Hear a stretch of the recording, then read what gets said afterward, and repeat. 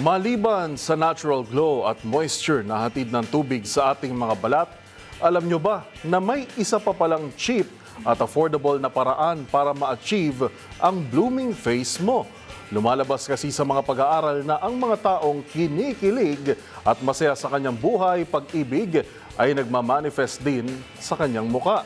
Kaya kung naghahanap ka ng sign para magmahal ulit at papasukin sa iyong buhay ang panibagong special someone ngayong Love Month, kaya pala blooming ang ating showbiz angel kanina. Tutukan ang report na ito.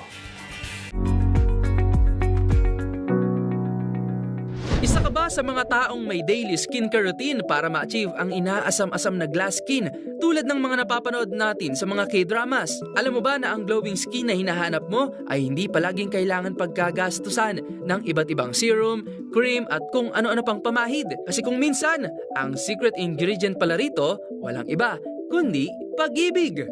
Ayon sa dermatologist na si Dr. Jennifer Linder, may positibong physiological changes na nangyayari sa ating mga katawan kapag tayo ay in love.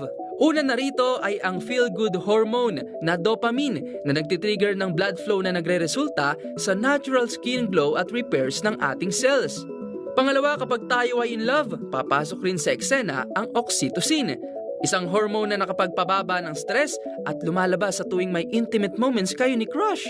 Ibig sabihin kapag nandyan ang supportive presence ng ating crush o di kaya naman ng ating partner, napapanatiling mababa ang stress hormone na cortisol na karaniwang iniuugnay sa sebum production at mabagal na paghilom ng mga sugat. Sa pangmatagalan, ang consistency sa isang masayang relasyon ay nagdudulot ng natural glow at pagbagal ng aging process at skin damage.